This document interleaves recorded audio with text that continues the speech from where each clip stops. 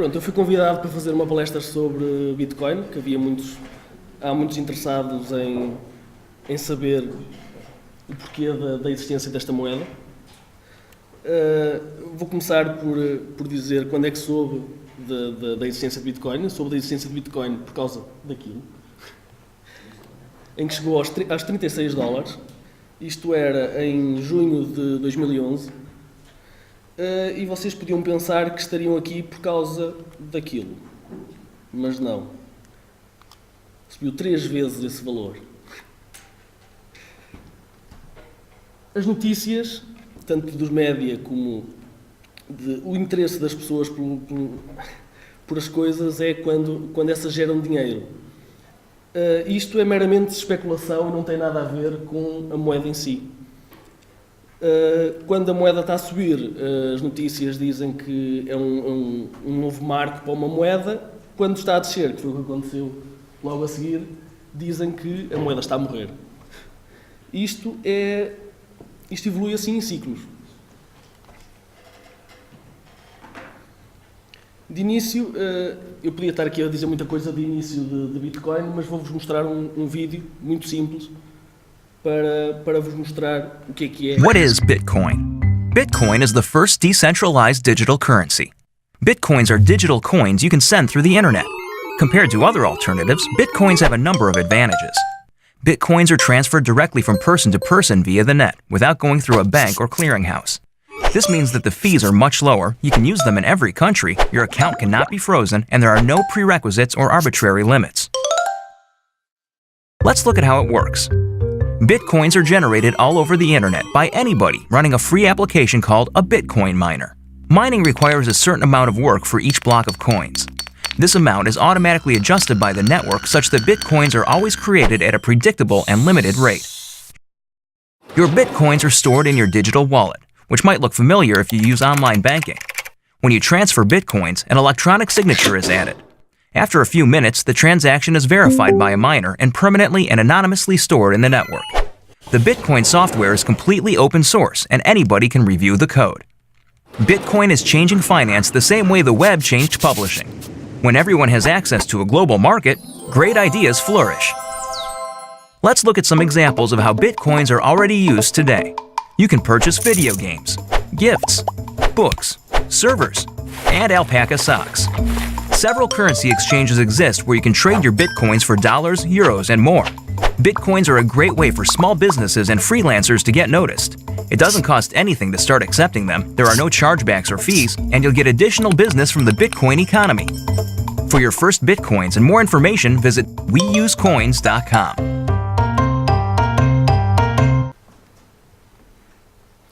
Portanto, o criador de Bitcoin é conhecido como Satoshi Nakamoto.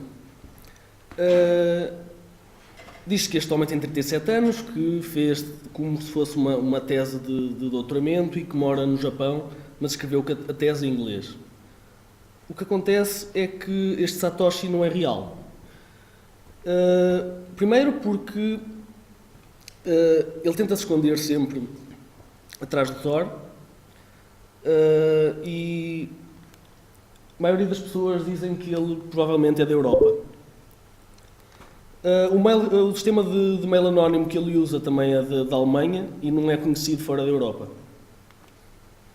E é como se dizem que o código está demasiado bem feito para ser uma pessoa só. Ele começou isto supostamente em 2007, lançando o Bitcoin em 2009, janeiro de 2009. Não existe ninguém por trás do Bitcoin. Ou seja, quem manda no Bitcoin como criador? A comunidade. Tal e qual como o Linux, o Satoshi deu todo o código em open source para toda a comunidade da internet para poderem desenvolver e participar na sua evolução. E foi assim que ele conseguiu com que houvessem bastantes interessados na evolução da moeda em si. As regras não são sempre as mesmas. As regras alteram de acordo com o código que vai sendo feito. Tal qual como o BitTorrent, o BitTorrent tem as regras normais de um protocolo e as regras são feitas pelos clientes. Ou seja, Não existe nenhum servidor central, é tudo peer-to-peer e as regras são feitas pela rede em si. Quem é que controla se as regras são cumpridas ou não? 51% de toda a rede. Ou seja, se eu for capaz de ter mais de 51% de toda a rede, eu mando no que acontece no Bitcoin. E depois vem a famosa pergunta de, então, mas isto é uma moeda, isto é simplesmente dados no nosso computador. Como é que os dados têm valor em si? Vou-vos mostrar vários artigos. O Bitcoin é a primeira moeda criptográfica. Até agora nós podíamos receber dinheiro, encontrar dinheiro, forjar dinheiro falso. O Satoshi o que tenta fazer é inventar um novo. Como é que ele consegue fazer isto? O dinheiro, ao longo do tempo, sempre foi material. Mas na última década, também por causa da evolução da tecnologia, isso não é tão verdade quanto isso. Os bancos dizem que têm X dinheiro, fazem uma transferência que são meramente bits, e chegam ao fim e dizemos que aquele dinheiro vale aquilo porque o banco diz que sim, de certa forma. O que acontece aqui é que foi criado um algoritmo criptográfico, que é impossível de violar pelas leis da matemática até hoje, em que garante que aqueles dados não podem ser replicados de outra forma. Se nós tivermos um Bitcoin eu tenho um Bitcoin no meu disco e copio o Bitcoin 3 vezes, eu não tenho 3 Bitcoins. Eu tenho a mesma réplica do mesmo Bitcoin. Isso permite-me, por exemplo, fazer cópias de um Bitcoin para discos diferentes e quando usar num deles, os outros são inválidos. Tão simples quanto isto. E depois temos notícias tipo da Forbes, que diz que o Bitcoin está tão prematuro ainda, tanto que as regras vão mudando à medida que a comunidade quer que elas mudem, que o seu valor é bastante volátil. Ou seja, nós não conseguimos trocar, não conseguimos fazer uma transferência, a mesma coisa que ir a uma loja comprar comida e depois, de um dia para o outro, conseguimos 3 vezes mais ou 4 vezes mais a comida que conseguíamos no dia anterior. Com o Bitcoin é pior que isto. É como ir comprar pão e daqui a 1 hora conseguir 50 pães em vez de 1. O dinheiro é muito volátil, ou seja, para as transferências tornam as transferências bastante complicadas. Eu não cheguei a dizer, se vocês quiserem fazer perguntas sobre aquilo que eu estou a falar, desde que não vá muito para a frente, estão à vontade.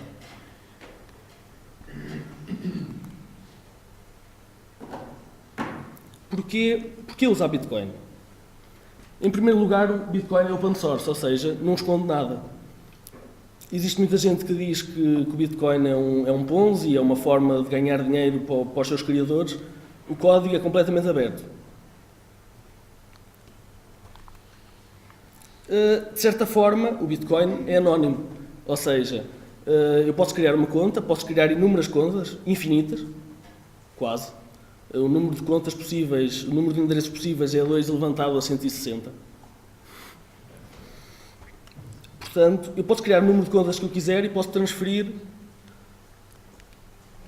dinheiro daqui, de um lado do mundo para o outro lado do mundo, sem que me detetem e saibam quem é que eu sou. Alguma pergunta? Os bitcoins, dado que aqui usam um modelo matemático de criptografia, não podem ser multiplicados nem violados. Ou seja, não podemos fazer moeda falsa, nem podemos duplicar dinheiro que tínhamos feito.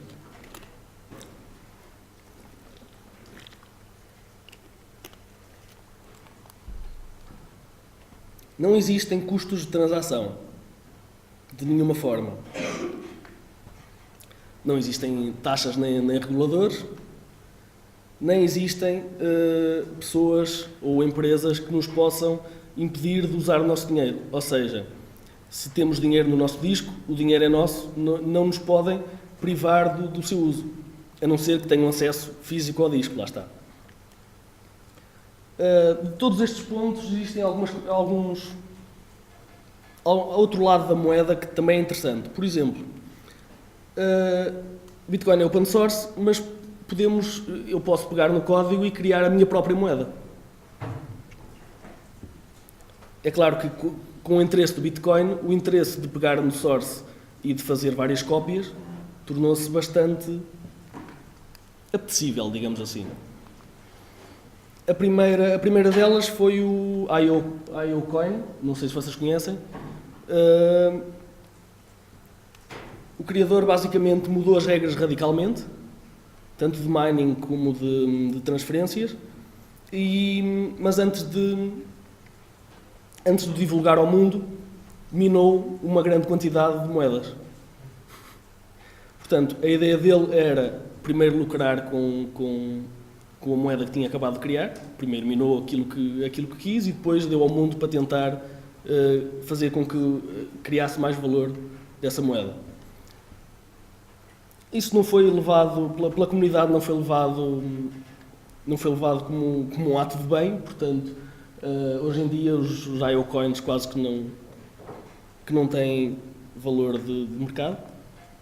Depois existe também o Namecoin. O Namecoin é um projeto, digamos assim, irmão do Bitcoin, que é a ideia de que os DNS devem ser livres. Ao minar Bitcoins, podemos minar Namecoins exatamente ao mesmo tempo, com os mesmos recursos. O que é que isto vale? Isto faz com que, por exemplo, num DNS, em vez de estarmos a pagar ao governo americano ou a um governo de um país para ter um domínio, temos um domínio que é pago literalmente com estas moedas. Ou seja, estas moedas servem para comprar domínios e mantê-lo durante X tempo.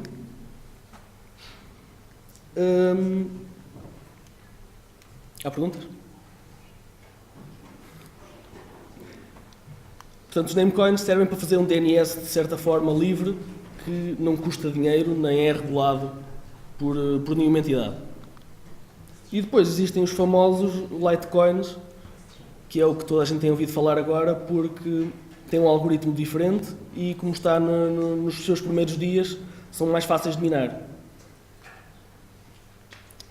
Eu disse que o Bitcoin era completamente anónimo. Não é bem verdade. Digamos que todas as transferências e todas as contas são públicas. Ou seja, há um grau de transparência em todas as bitcoins, ou seja, nós podemos ver uma transferência de uma empresa, se uma empresa tiver uma carteira, nós podemos ver o que toda a empresa está a fazer. O que nós não conseguimos é cruzar os endereços de bitcoins com a empresa ou com o titular. Uma pessoa pode ter um número quase ilimitado de carteiras. Portanto, mesmo de uma forma simples, eu tenho uma carteira, tenho bitcoins, mas posso usar carteiras diferentes para fazer tanto entrar como sair os pagamentos.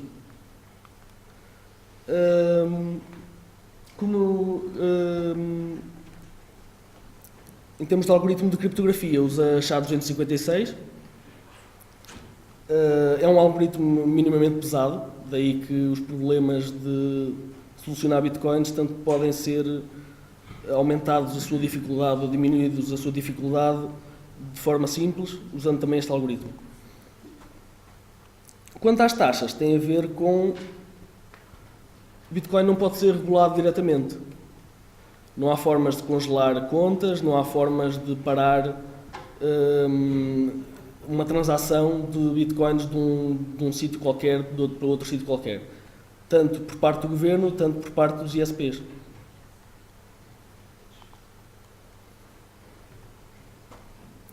Deflação.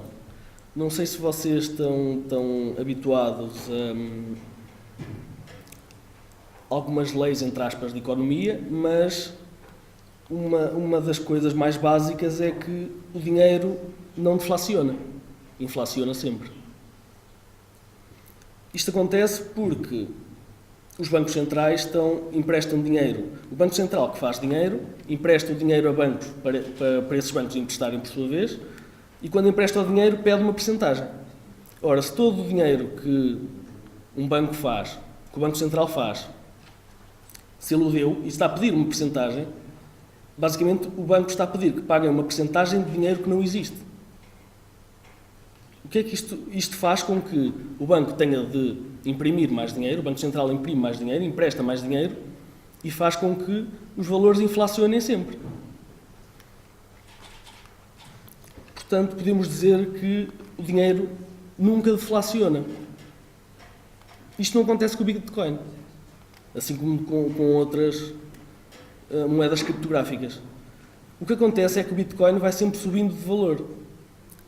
Como em termos de produção de dinheiro, a produção de Bitcoins é estável, posso seguramente dizer que é feito um bloco de cada 10 minutos, ou seja, 6 blocos em cada hora, e vai ser sempre feito até ao ano 2140, que vai ser minado a última Bitcoin. Quantos blocos é preciso para arranjar uma Bitcoin ao meio? No início, cada bloco valia 50 Bitcoins. De 4 em 4 anos são minadas metade. Cada bloco vale metade. Ou seja, neste momento, cada bloco vale 25 Bitcoins. Fazes vezes 6 e sabes no mundo quantas Bitcoins são produzidas por hora, no mundo todo. Outra coisa que não expliquei, em termos de mining, a dificuldade aumenta ou diminui de acordo com os recursos que são dispostos à rede. Ou seja, isto é de um ponto de vista de livre de mercado. Ou seja, eu tenho aqui um PC, imaginando que este era o único PC que minava Bitcoins no mundo, ele eventualmente, numa hora, iria minar os 6 blocos, porque era o único. Se eu tiver 3 PCs, a probabilidade de, se os recursos forem os mesmos por cada PC, a probabilidade, o mais normal é que eles se distribuam, ou seja, que aquilo é um sistema como se fosse de lotaria, entre aspas, e quantos mais recursos, mais a probabilidade de receber o prémio, que é o tal bloco de 10 em 10 minutos. Tendo em conta que as moedas são distribuídas, são um número é fixo e a cada hora são X que são lançadas, e depois o que eu percebi é feita uma lotaria que distribui pelos recursos da rede. Há forma de nunca receberes uma Bitcoin? E como é que a rede garante que o sistema é equacionado e os Bitcoins são distribuídos por todos? Não garante? Digamos que o vencedor é único. Exato. Ou seja, quando estou a dizer aqui que um PC recebe o bloco, literalmente recebe o bloco inteiro.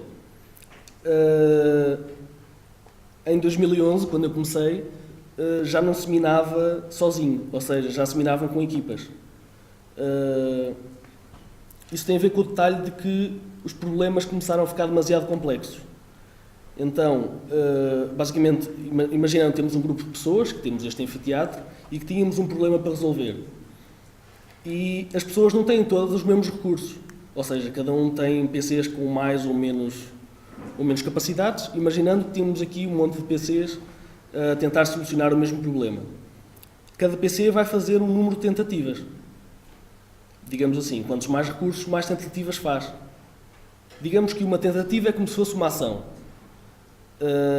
E no fim, se a solução sair desta sala, recebemos o bloco.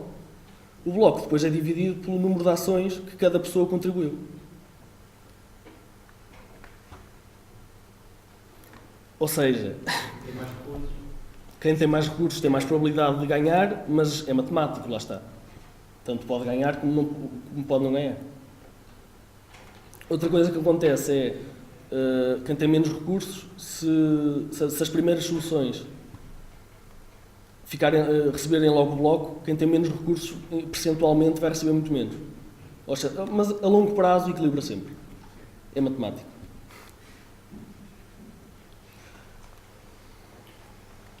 Agora vou mostrar as várias vantagens para pessoas diferentes. Para uma pessoa, digamos, um utilizador comum de Bitcoin, quais são as vantagens de usar de usar bitcoins em vez de outra moeda qualquer? Primeiro, podemos usar pagamentos em mobile. Já existem aplicações tanto para guardar carteiras como para minar em mobile. Vocês podem minar em mobile. Não acredito que vão conseguir fazer alguma coisa, mas podem minar em mobile. Os pagamentos são simples. Podemos fazer pagamentos internacionais. Eu, portanto, posso fazer um pagamento para uma pessoa ao meu lado, como no Japão. O resultado é o mesmo. Isto é uma transferência na internet com confirmações. A transferência não tem a ver com a região, portanto. Funciona em qualquer sítio, em qualquer altura, desde que haja internet. A transferência faz-se bem. A transferência é completamente segura. É quase de borla a usar. O que é que quero dizer com quase de borla? Quando fazemos uma transferência não precisamos de pagar nada a ninguém. Mas, à medida que a rede vai crescendo, admitindo que daqui a 100 anos ainda é usado Bitcoin, será difícil que nos confirmem as nossas transações. As transações são confirmadas pelos recursos da rede. Ou seja, se houverem muitas transações, é mais lento haver uma transação de uma pessoa para outra. O que acontece é que nós podemos incentivar uma pessoa a confirmar a nossa transação. Então, como é que fazemos isso? Pagamos uma percentagem da transação que estamos a fazer. A percentagem normalmente é baixa, mas é simplesmente para motivar quem está a disponibilizar recursos a confirmar a nossa transação e não a da outra pessoa. E a pessoa que verifica isso pode manualmente dizer o que é confirmar esta transação? Pessoa, quando dizes pessoa, normalmente, refazendo um bocadinho a pergunta,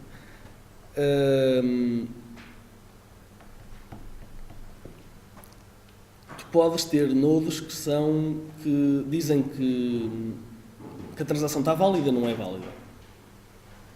Isso é um dos riscos, daí os 51%. Mas os nodos que normalmente verificam transações estão a fazer isso o dia inteiro.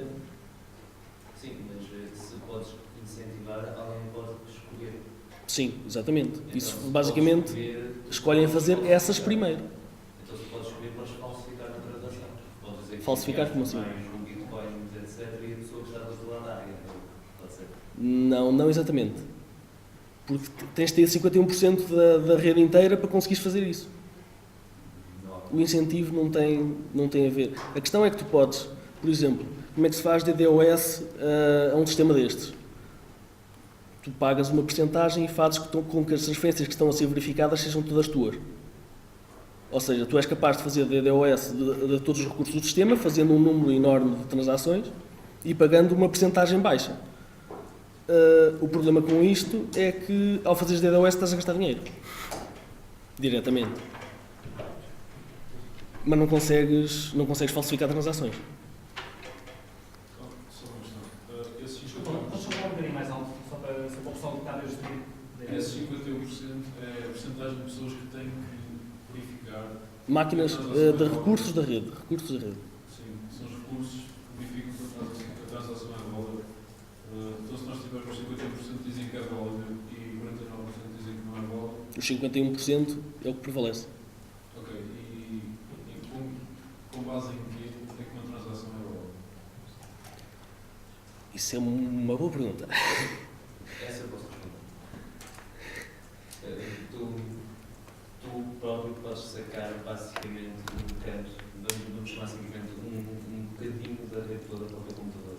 E a partir daí tu ficas basicamente com, vamos chamar um historial das transações que são efetuadas. Então tu já sabes de antemão o que é que pode ou não pode acontecer na rede. Não podes ter uma pessoa que nunca minou a entrar de repente na rede e de repente a poder enviar mil bitcoins. Mas tanto quanto sei, tu podes comprar bitcoins. Sim, tu podes comprar bitcoins, mas lá está. O facto de comprar bitcoins passa por alguém e de repente entra. Compras as existentes. Tal coisa, ele pode fazer isto porque comprou, porque veio de alguém autorizado para. Tu no teu computador podes ter basicamente um cantozinho, e quando eu digo cantozinho é. Sei lá, gigas e gigas e gigas de logs a dizer que realmente aquelas pessoas fizeram aquilo naquela altura. Porque neste aspecto, a rede publicita, tu quando fazes uma transferência, tu estás a publicitar, eu estou a fazer uma transferência, eu daquele endereço para aquele endereço. E uma boa quantidade de nós ficam a saber dessa transferência e validam essa transferência. Ou seja, se tu tiveres 51% da rede, o 51% é o que é confiável. Faz-me um bocado de confusão. Por exemplo, imagina que isto cresce, isto 50 milhões de computadores a utilizar isto. A tua transação vai ser validada por 51% de todos os computadores? Não exatamente. Então o que é 51% da rede? 51% da rede o 51% é mais de metade, é o que tu podes confiar, digamos assim. 51% Dos recursos, sim. Mas os recursos são 50 milhões, assim, Não interessa, em porcentagem. em porcentagem são 50 milhões de recursos, 50 computadores que vão verificar a transação, é isso? De certa forma, sim.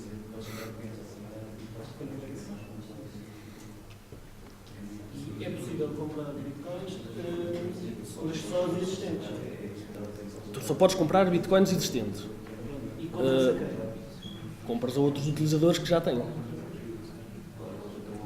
É tal e qual como euros. Quando tu estás a vender alguma coisa por euros, tem de ser alguém que os tenha. Tu não vais normalmente a um banco central vender, sei lá. E é aí que se ganha dinheiro, é aí que ganha. Depende. Porque eu ouvi também que havia só uma agência no Japão que fazia troca de dinheiro por bitcoins e que só havia é verdade? Oficial? Sim, que era no Japão. Neste momento, que eu saiba, não existe nenhuma troca de moeda oficial, seja de bitcoins para qualquer moeda. Ou seja, isto é tudo peer-to-peer. Tu podes, neste momento, fazer o teu próprio casino, o teu próprio banco. Tu regulas. Tu podes guardar dinheiro de outras pessoas. Estás a fazer basicamente um banco. Eu disse que tu podes ter na tua carteira que os dados são o dinheiro em si. Ou seja, tu guardas o teu próprio dinheiro no teu disco rígido.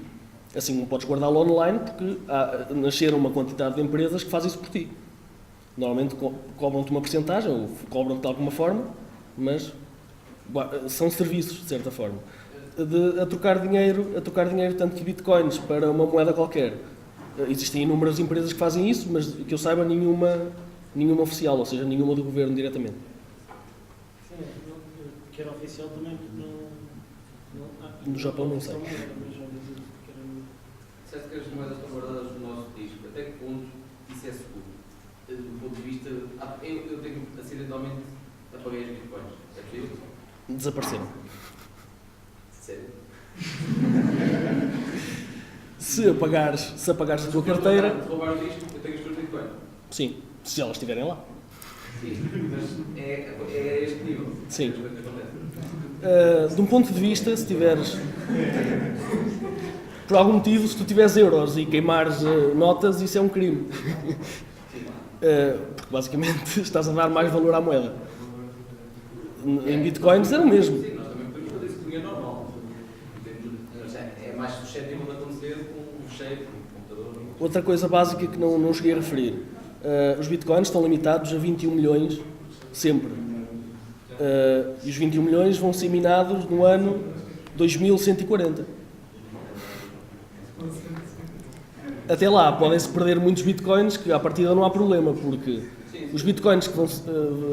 quando estás a pagar bitcoins, estás a sobrevalorizar os restantes. Atualmente eu sei que os bitcoins estão com um preço de $85 por moeda. Euros. Sim, euros, sim, $120. Até que ponto de mercado eu posso comprar quantias inferiores a isso? Os bitcoins são divisíveis até 8 casas decimais. Portanto, se quiseres comprar 0,001 bitcoin, compras, não há problema. Tal e qual como aos bancos, quando fazem uma transferência, se te quiserem transferir meio cêntimo, eles podiam. Normalmente não querem, mas não há nenhum problema tecnológico nisso. Os bitcoins são subdivisíveis. Uma coisa que reparei, normalmente os sites que compram e vendem bitcoins têm sempre uma porcentagem de se compras e vendes no mesmo momento já perdeste dinheiro. Isso tem a ver... O valor das 120 dólares, aquilo Isto tem a ver que o site tem de subsistir, ou seja, tem de ganhar de alguma forma. Tens sites que não cobram porcentagem nenhuma. Vivem da publicidade e pronto. Agora sim, a maioria cobra uma porcentagem porque é a forma mais simples de pagar os custos. Mais perguntas? Em termos práticos, o dinheiro pode ser levantado se temos Depende do que é que consideras ser levantado.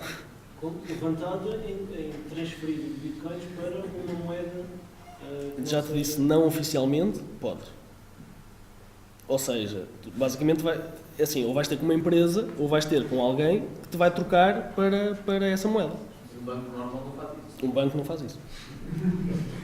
Nem quer. Conheço 3 sítios em São Francisco que fazem isso. Sim, mas isso... Estavam a competir contra eles próprios. Estavam a competir contra eles próprios. Bancos grandes não fazem, digamos assim. Na América também é diferente nesse sentido, porque tu se quiseres criar um banco não precisas tanto capital e eles deixam criar bancos pequeninos, sucursais. Portanto, é muito mais fácil não ser regulado. Então, isto é uma rede que deve ser boa para branqueamento. Exatamente. Era por isso que era usada em 2011, na altura que eu comecei. Na altura que eu comecei, eles diziam que era bom para comprar pizzas e para comprar droga. E foi esse mau nome que foi ganhando ao longo dos anos, até hoje. E não há o risco de transações de grande valor. Nós estamos agora, não é o nosso caso, mas falar os poucos euros, mas para grandes organizações em droga e assim, grandes quantias de dinheiro não passarem pelos Estados e pelos bancos e essas transações. Completamente. Tipo, são os tubarões do mundo. Já foram, de início já foram. De início, a maior parte das transações de bitcoins eram feitas com fins ilegais. Hoje em dia já nem tanto. Mas a porcentagem continua a ser alta. A possibilidade de cair. Como é que sabes? Sabe? A Silk Road, que é o maior sítio de vendedor de droga em bitcoins, tem um volume de mercado, portanto, as transações são todas públicas, portanto nós podemos saber quais são os valores, quais são as transações feitas em real time até. Portanto, E não há forma. é bom ver o sabendo o ID de uma carteira, tu consegues ver os targets todos. exatamente. Mas isso também pode ser tira-te parte do anonimato. Passas por outra carteira tua, tens várias. Portanto, podes ter uma carteira para... Estamos aqui a falar de carteiras e de endereços, mas se o endereço for na mesma uma carteira tua, o teu dinheiro está todo junto, mas estão em IDs todos separados. Ou seja, os IDs fazem com que tu basicamente tens vários endereços para a mesma carteira, o dinheiro está no mesmo sítio, mas em termos de tracking é muito complicado que eles vão olhar para todos os IDs ao mesmo tempo. É muito difícil olhar para vários IDs e pensar que é a mesma pessoa. Portanto, nesse sentido, não é anónimo, mas não conseguem nem associar-te a ti, nem associar se o dinheiro está todo junto ou não. O endereço para transferência guarda é o rede, o IP de origem e IP de destino. Não tem nada a ver com IPs. Tem endereços mesmo da própria rede. Sim. Sabes por acaso qual foi a história em que isto subiu dos 25 dólares, sei lá, para 160? Sei em parte. Primeiro, por acaso estava para meter um gráfico desses e não cheguei a meter. Isso tem um bocado a ver com... A especulação faz com que aquilo suba. É tão simples quanto isso. Tanto como ações, vai dar exatamente ao mesmo. Aquilo chega a um pico, em que até lá está toda a gente a publicitar nas notícias de que aquilo é o próximo... Sei lá, eles inventam tudo. Que aquilo é muito bom, que aquilo não sei o quê. Entretanto, isso incentiva a que os média continuem exponencialmente a publicitar o próprio... A grande verdade é que vocês estão aqui porque aquilo deu spike, certo? Senão vocês não sabiam que os bitcoins existiam. Portanto, aquilo dá o spike e depois rebenta a bolha e volta mais ou menos aos valores supostos. De qualquer maneira, temos de pensar que em fevereiro valiam 28 dólares e hoje estão nos 120. Portanto, 120 é o valor justo, foi 5 vezes o que estava em fevereiro. Ainda é bastante considerável. Mais alguma coisa? E como é que funciona a especulação? A produção de moeda é regulada pelo algoritmo. Sim. A especulação nos mercados? Especulação não tem... Especulação nas bolsas?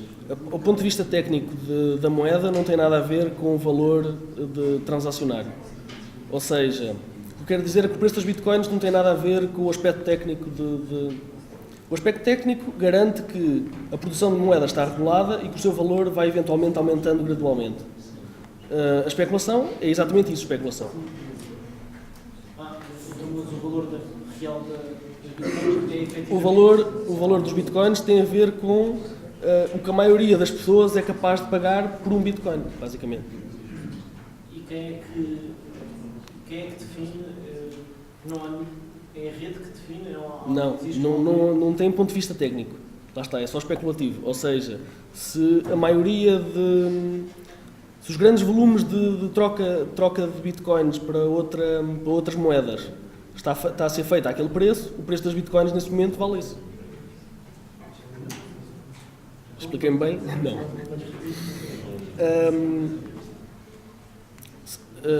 Normalmente as transações de bitcoins para outras moedas tem a ver com o volume, não tem só... Eu posso agora chegar aqui e vender uma bitcoin por 200 dólares e depois chegar lá fora e vender uma por 30.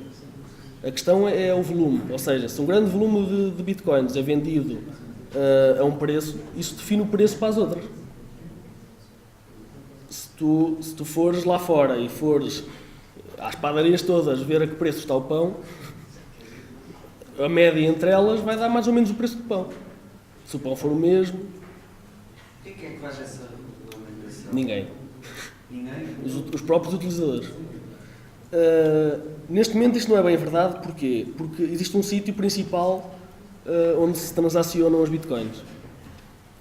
Em que 80% das bitcoins, quando há troca de moeda, ou seja, de bitcoin para outra, são feitas lá. Portanto, normalmente regulamos pelo preço que está nessa empresa.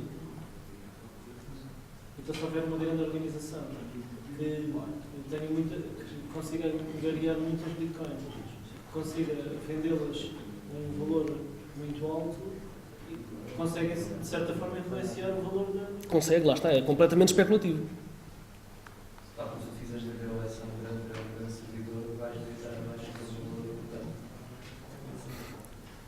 Isso é diferente. Isso é diferente. Mas segue mesmo. Sim. Sim. Às carteiras em si, como é que elas são geradas e como é que elas contêm as bitcoins? Como é que elas contêm os bitcoins? Como é que elas são geradas? É fácil, é o algoritmo de encriptação diretamente. Quando fazes, por exemplo, uma public key e uma private key, é um conjunto de operações que são feitas, que são pesadas em termos de CPU, e isso gera-te uma key. Uma carteira, um endereço de uma carteira é literalmente uma key de encriptação. Portanto, nesse aspecto, a criação é completamente pelo modelo de criptografia. Como é que o endereço fica com os dados? O que existe na rede é dizer que aquele endereço tem aquele dinheiro. O dinheiro não está literalmente na rede. És tu que o guardas. Ou seja, se tu guardas no disco e apagas o fecheiro, perdeste-as. Embora na rede diga que aquele endereço tinha aquele dinheiro. Isto também quer dizer que tu podes receber o dinheiro de uma transação num endereço e depois quase que criá-lo para outra transação. Respondi ou nem por isso?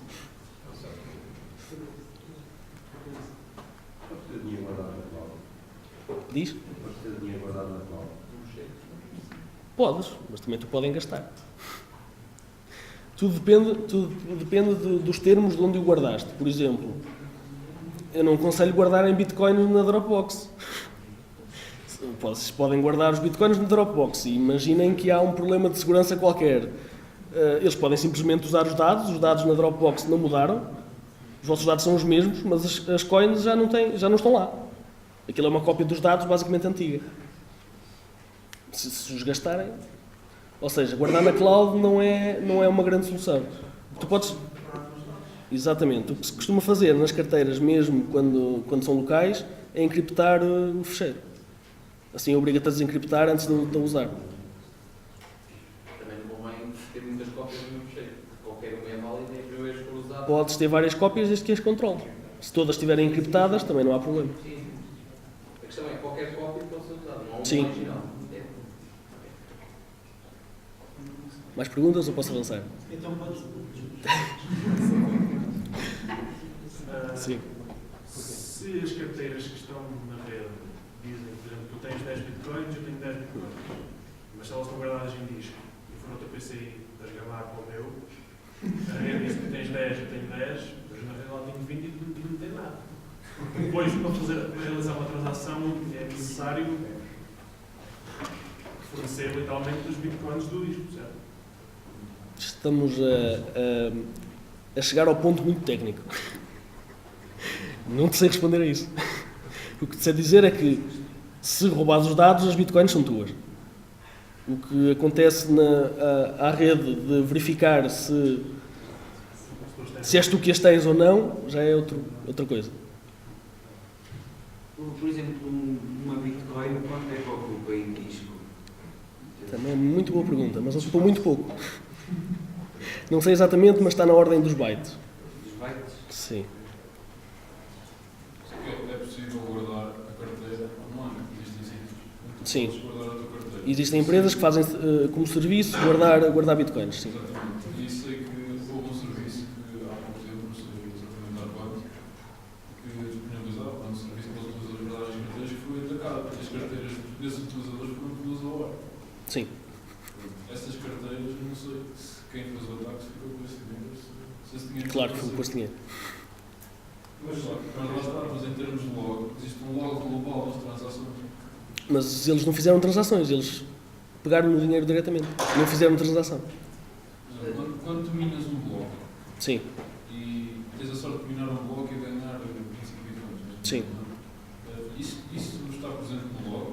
Ou simplesmente... Está. As descrições também estão presentes no log. Então fico com uma dúvida. Como é que Acontece é que se tu roubas o dinheiro, estás a roubar mesmo a identidade à pessoa. Então, tecnicamente, essa pessoa continua a existir na rede e, tecnicamente, essa pessoa continua a manter o dinheiro. Por isso, tecnicamente, tu não roubaste nada.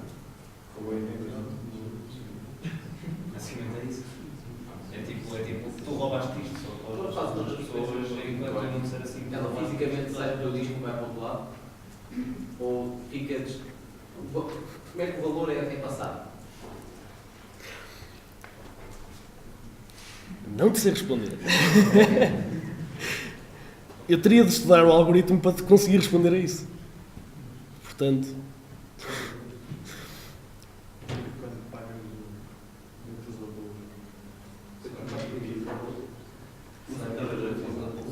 Se não houver transações ou dados de minagem, se alguém aparece na rede sem bitcoins, não houve transações com essa pessoa? Ou se Sim. não houve? na rede não há pessoas, só há endereços, mais nada. Outra pergunta. Calma, uma de cada vez. Não pode aparecer dinheiro magicamente, portanto é o que eu estava a dizer. Claro, se pega 10 bitcoins hoje e mete na carteira dele, como é que ele faz? Não há registro de transação, portanto Não houve transação. Do ponto de vista da rede, não houve transação. Não há nada a diga à rede que o endereço da carteira dele e da minha É tão simples como uma pessoa com a carteira de 10 euros, tu achavas que tinhas 10, mas não tem. tu roubas, É a mesma coisa. tu persegues a carteira, não roubas o dinheiro. Roubas a carteira e depois não as carteiras. Vamos, gente, eu queria saber se é a carteira inteira. Só uma coisa. Atualmente, a rede e os recursos que são utilizáveis é que manobram a complexidade que existe na fazer Bitcoin. Sim. Hoje em dia, um utilizador normal que queira investir em Bitcoin tem que gastar muito dinheiro. Isso, vamos lá mais para a frente falamos disso. Próximo.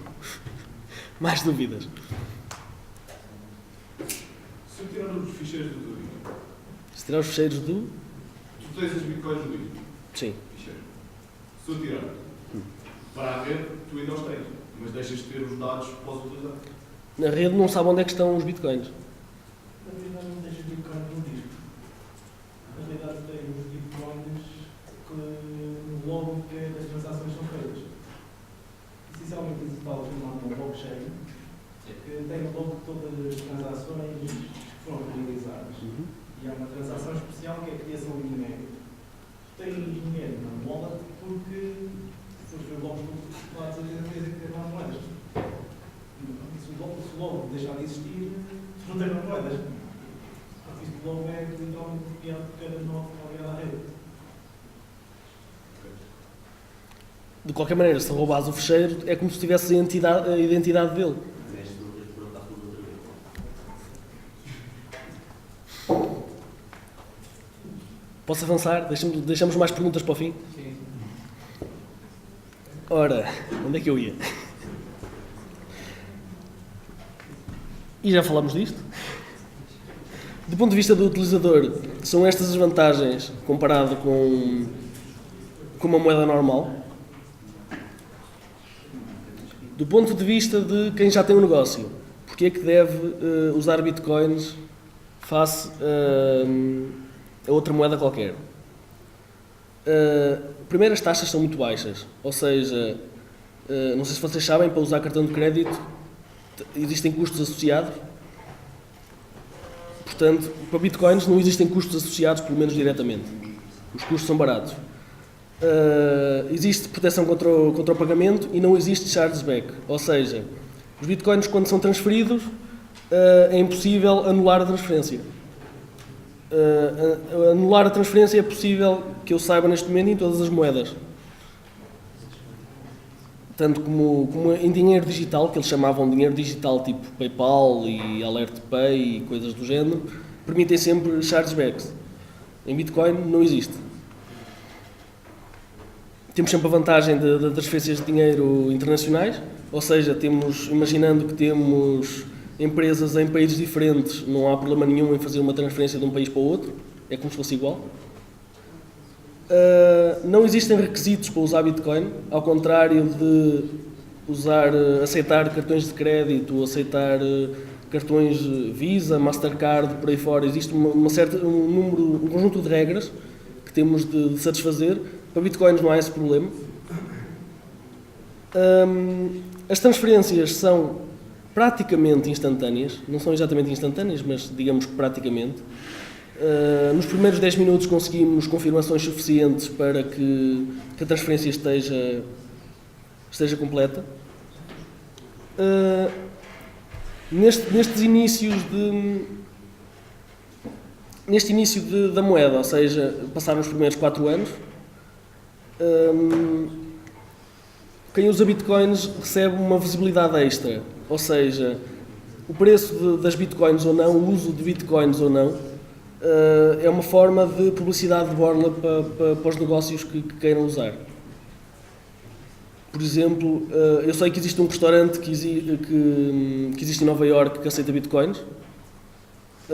Eu não conhecia este restaurante se não aceitasse bitcoins. É um exemplo. Multi-assinatura. Isto é uma funcionalidade que está escondida no algoritmo, de certa forma. Não sei se vocês conhecem os cheques com múltiplas assinaturas. São cheques em que, para fazer uma transferência para fora, é necessária a assinatura de 2 ou 3 pessoas diferentes. Aqui acontece o mesmo. Nós podemos ter 3 entidades diferentes a ter de assinar a mesma transferência para a transferência ficar válida. E temos transparência. Do ponto de vista de empresas, todas as empresas dizem que um certo grau de transparência é positivo e isto é uma forma de incentivar a transparência das várias empresas. Para developers, ou seja, supostamente é por aqui o vosso interesse. O sistema de pagamento é completamente simples. Comparado com outra moeda qualquer, não existem muitas APIs complicadas. Existem inúmeras APIs de third party, ou seja, existem inúmeras formas de fazer a mesma coisa e podem escolher várias linguagens para o fazer. Vocês podem ser o vosso próprio sistema financeiro, ou seja, vocês podem criar um banco, podem criar um casino, podem fazer tudo. Não existe limite de endereços, ou seja, vocês querem receber um pagamento de um cliente. Como é que vocês sabem que o dinheiro que receberam é daquele cliente? Vocês criam um endereço de propósito para esse cliente pagar. E a única transferência que esse endereço vai receber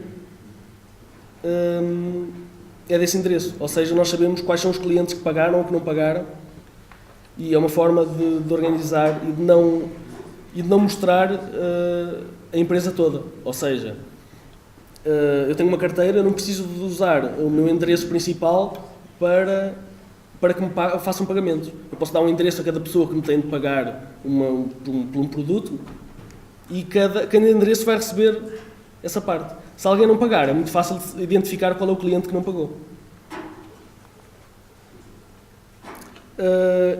Este é outro dos grandes pontos positivos.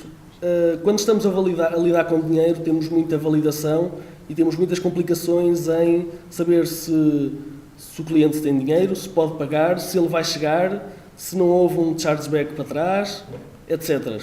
Tanto, por exemplo, cartões de crédito, nós temos um número de cartão de crédito, temos de andar a usar uma API do banco a saber se o cartão está válido, depois temos de saber se pode haver essa transferência de dinheiro ou não, por aí fora. Aqui é tudo, como a rede é toda peer-to-peer, todas as confirmações, todo o trabalho é feito pelo cliente. Ou seja, tendo um servidor não temos problemas de performance, nem em gasto de recursos, nem a programar para o fazer. Temos a mesma vantagem anterior, é que as transferências são rápidas, independentemente de seja entre países ou não, e os pagamentos para várias transferências são bastante simples e baratos. Por outro lado, podemos ver o Bitcoin como sendo a primeira moeda criptográfica na existência, ou seja, é chamada a moeda da internet, a moeda neutra, promove transparência, é contra os bancos, o que é sempre uma coisa muito famosa. Portanto, é sempre uma boa forma de receber publicidade. Por outro lado, se vocês tiverem dúvidas de alguns mitos que dizem sobre os bitcoins, não sei se conseguem fazer o scan ou não, mas se tiverem dúvidas, a maior parte das dúvidas que vocês têm podem ser respondidas aqui. Dúvidas?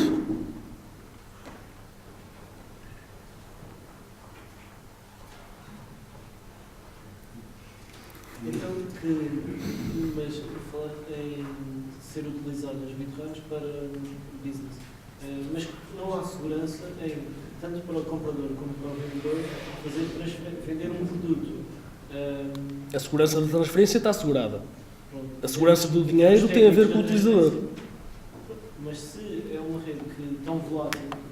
O volátil é o preço. O preço não tem a ver com o ponto de vista técnico. Sim. Dizer o preço é tão volátil.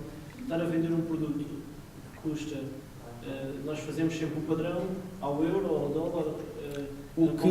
As empresas pequenas, o que é que fazem? As empresas pequenas, quando recebem uma transferência de bitcoins, passam logo para a moeda em que estão a trabalhar. As empresas grandes não têm esse problema. Portanto, basicamente é isso. O que fazem é que, no algoritmo, em vez de ter um preço fixo em bitcoins, eles têm um preço que está ajustado à moeda em que trabalham. Ou seja, se tiverem euros, teres uma API em que verifica o preço atual das bitcoins e dizer, por exemplo, tens um produto que vende por 20 euros, vês quanto é que vale nesse momento ou nessa hora, até podes diminuir o risco, ou seja, ter uma percentagem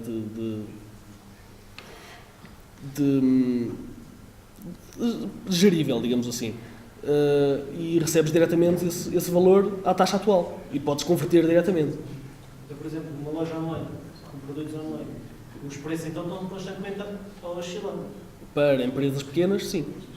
Sim, estou a falar de empresas pequenas. Lá está, para empresas pequenas que não podem cometer o risco de receber um valor em bitcoins e depois perderem muito dinheiro por causa da volatilidade do preço, podem passar diretamente para a moeda que estão a trabalhar. Para as empresas grandes não têm esse problema. Se precisares de tirar o dinheiro a longo prazo, como tecnicamente, digamos assim, de um ponto de vista técnico, a moeda é deflacionária, tu sabes que, como vais tirar daqui a um tempo, supostamente vai valer mais.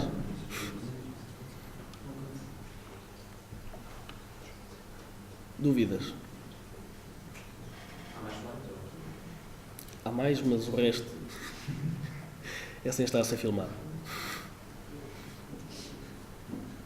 E que pulo é que terminas agora? Isso é depois. Isso é depois. Deixe isso para depois. Perguntas pessoais são depois.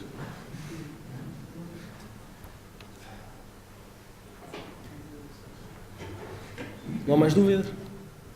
Em vez de hardware, para pessoas em barco... Depois também. Se não houver mais dúvidas, pedia para desligarem o stream e continuava. Posso desligar só o som? Sim. Peço só fazer mais uma. Diz isso. No início falaste que existem umas tentativas. Sim. Onde é que essas tentativas são guardadas?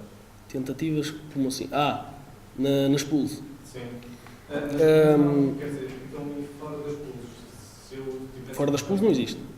Não existe? É Não. aleatório então? Fora das pools, o algoritmo é completamente aleatório em termos de quem é que vai ganhar a lotaria, digamos assim. Então pode ser uma pool com supercomputadores e um gajo sozinho, só com um computador normal? Tu podes fazer melhor, tu podes fazer uma pool, um utilizador teu achar a solução e tu depois ficares com o dinheiro e não de distribuir. Não, é isso que eu estou a falar. A distribuição é feita, é o administrador da pool que a faz. Estou a falar de pools. Então. Um gajo tem uma pool com supercomputadores e outro que tem só um computador normal, a probabilidade de ganhar é 50%. Tudo depende dos recursos. Onde é que isso está guardado? Como é que se sabe que ele tem mais recursos do que o outro? Não sei. Não está guardado, mas... Para desenhar um blog, ele tem que, acho, usando o IS-256, satisfazer um certo padrão. E aí está um certo número, que é a parte da adivinha. Desde a adivinha qual é o número, está fazendo o AS. O resultado do AS tem uma característica que toda a gente concorda e aceita. Somente estás a fazer AS e tentar mudar este número. Sempre assim, sempre assim, sempre assim. Quanto mais dá para conseguir, Imagina assim, imagina como se tivesses uma password encriptada em que não sabes qual é a password e que estás a tentar fazer brute force. Quem chegar à password, eles conseguem, ao ver a password, sabem que a encriptação está certa e que é aquela. Portanto, ou seja, quem chegar à password ganhou, entre aspas, a sua solução. Não sei se esta pergunta vocês fazer agora ou depois, mas quem é que gera os desafios? São geridos automaticamente Por quem? pela rede. A dificuldade é ajustada de 2 em 2 semanas. E o que é que acontece? Se em média forem encontrados mais blocos do que os 6 por hora, a dificuldade aumenta. Se forem menos, a dificuldade diminui. Então, vamos cada vez a perceber isso. Eu faço parte da rede, tenho as moedas para gerar um bloco. E tenho um problema que é quero arranjar a base ou de cifras no algoritmo criptográfico para entrar no banco. Eu perdi-me a meio já. Eu tenho moedas. Sim. Imagina que dizes que é a rede que Sim. gera os desafios. Sim. Então imaginemos que eu sou portador das moedas para gerar um desafio, são 150. Não. As moedas criadas não têm nada a ver com os desafios. Os desafios é para criar moeda. Sim, mas então... As moedas existentes não têm a ver. Então, mas alguém tem que criar os desafios. Não, são criados automaticamente. Ok? Mas ao contrário, os desafios existem sempre. Se tu enfrentares um bloco bem construído, toda a gente aceita. É mais assim, que isso se o bloco tem lá um número, pode ser estado o AS, toda a gente aceita. o problema está sempre aí. Olha, estamos agora, acho que o bloco anterior foi aqui, o que é que andam seguindo?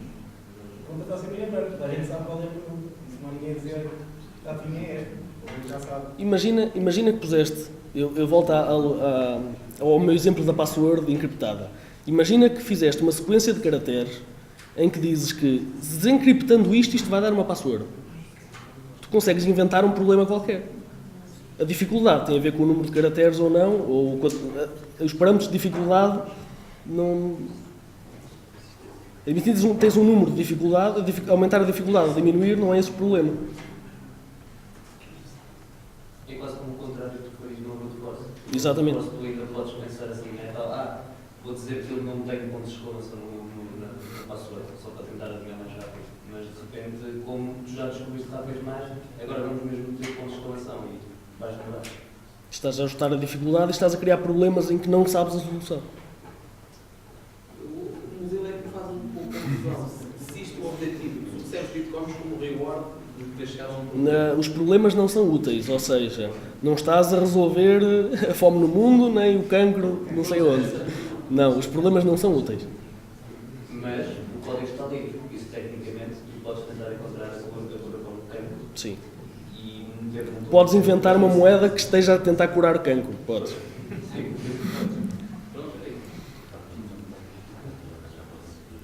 Não é esse o objetivo do bitcoin. Não é esse o objetivo. Mas serias bem-vindo. Mais dúvidas? São gerados 6 blocos por hora. Então, se encontrarmos logo no primeiro minuto a solução, o que acontece? Matematicamente aquilo ajusta-se. Tu podes encontrar no primeiro minuto, até podes encontrar nos primeiros segundos. Mas é como ires a um casino e apostar sempre no zero. Pode sair 2 vezes seguidas, mas é bastante provável que não saia nas próximas 60. Depois, no fim, a probabilidade vai ser a mesma. Certo? A minha dúvida não é essa, se sai 6 blocos por hora Sim. fixo, se eu acertar no primeiro bloco logo no primeiro minuto, o que acontece no resto do tempo em que devia estar aquele bloco? Há um novo problema logo. Um novo bloco. Então, mas se acontecer sempre isso, o que acontece durante essa hora? São gerados mais bitcoins? Podem ser gerados mais bitcoins. A questão é que, passado 2 semanas, a dificuldade ajusta-se de acordo com a rapidez que foi solucionado os problemas ou não. Ou seja, daqui a 10 anos poderão estar a ser gerados problemas que depois demorariam... Tu trazes um ponto interessante, que é, se houver algum parâmetro tecnológico que faça que, no espaço de 2 semanas, tu consigas gerar um número enorme de bitcoins, ou seja, se for descoberto algo novo que faça com que tu tenhas mais recursos do que no dia anterior, de uma forma espontânea, ou seja, de repente, tu consegues gerar muitos bitcoins nessas 2 semanas, sim. Agora, mas nas próximas já não e vai equilibrar. Sim, provavelmente. Passar a ter uma dificuldade assim. Porque quanto mais recursos houver, mais difícil. Isso já aconteceu uma vez. Isso aconteceu com... Houve um gajo que era meio maluco da cabeça e toda a gente minava com CPUs e ele decidiu programar o seu próprio num GPU. Então, durante, não sei exatamente o tempo, mas por pelo menos 2 meses ele era metade da rede.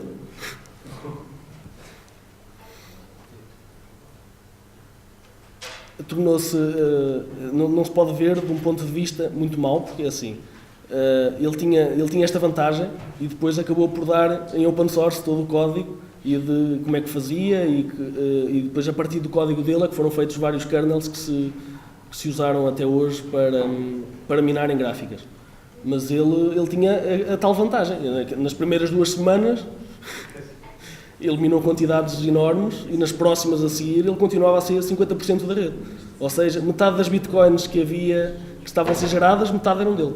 Como é que garante que isso não aconteça outra vez e que não seja disponibilizado depois o código ou o hardware? Isso não é problema porque matematicamente aquilo ajusta. É tal coisa. Existe um desequilíbrio nas primeiras 2 semanas. E depois... Estou a perceber, mas se depois equilibrar para o nível dele, mas ninguém depois conseguir chegar a esse nível, como é que é? Diminui. Mas ele mantém o nível dele. Se eu inventar um chip qualquer Sim. que produz basicamente só soluções para isso, para esse problema, para Sim. esse tipo de problemas. Sim. Como é que depois equilibram para eu não conseguir estar sempre... Eles, o equilíbrio é livre. Praticamente não há equilíbrio. Exatamente, o equilíbrio é completamente livre. Um poder emocional, então praticamente passa a ser tipo 70% do bitcoin gerados no teu, ou 90%, como tens mais 51% pode ir ou começar a risco para ele. Mas nem toda a gente está a dominar. Pois, a ideia é como é Dois gajos a minar. será possível um dia monopolizar a Ahm, por uma entidade? O algoritmo está feito para que o interesse das pessoas seja gradual. Também podias perguntar, então e em 2140, quando já não houver bitcoins para minar, o que é que os miners vão estar a fazer? Vão estar a tratar das transações. Isto tudo de criar a moeda e de gastar recursos a minar é para preparar pessoas que estejam dispostas a gastar recursos para um dia só andar a tomar conta das transações. Porque se tu tentasses fazer isto do dia para a noite, ou seja, não tens banco nenhum, não tens ninguém que trate das transações, ninguém vai fazer esse trabalho de borla. Ou seja, os miners, quando não existir moeda para minar, vão estar a tratar das transações. É para isso que vão servir a longo prazo. O que tu estás a fazer é que os recursos estão a ir aumentando, estás a obrigar, a rede obriga sempre a que os recursos vão aumentando para que consigas estar ao nível das transações serem feitas em pouco tempo. Sempre, a longo prazo. Já, qual é a tua opinião, por exemplo? Há muita gente que agora começa a investir em FPGAs. Pois. Assim, mas não há o risco do algoritmo alterar e pelo menos o pessoal compra. Tem que ser substituído. O algoritmo é sempre o mesmo. Portanto, desse ponto de vista, não há problema. O algoritmo é o mesmo para bitcoins, mas se for para minar outras moedas em específico, já não. As moedas, tu podes mudar o algoritmo em si. Por exemplo, as Litecoins são mais pesadas, em termos de algoritmo. Em bitcoins, nós normalmente falamos em mega-hashes, giga-hashes por segundo. Em Litecoins, conseguimos capas, com o mesmo hardware. Mas o algoritmo não muda. O que pode mudar é alguém conseguir uma forma de utilizar recursos melhor que a tua. Ou seja, normalmente o limite tem a ver com a energia. Não tem só a ver com o hardware. Tem a ver com quantos watts é que gastas para uma velocidade de gerar hash. Quanto mais barato for, menos ele está a gastar para os mesmos recursos que tu. Portanto, o mercado desse ponto de vista é livre. Mais dúvidas?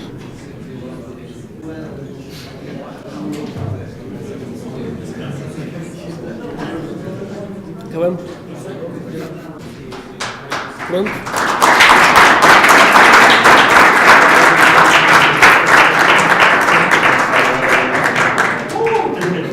Finalmente voltou.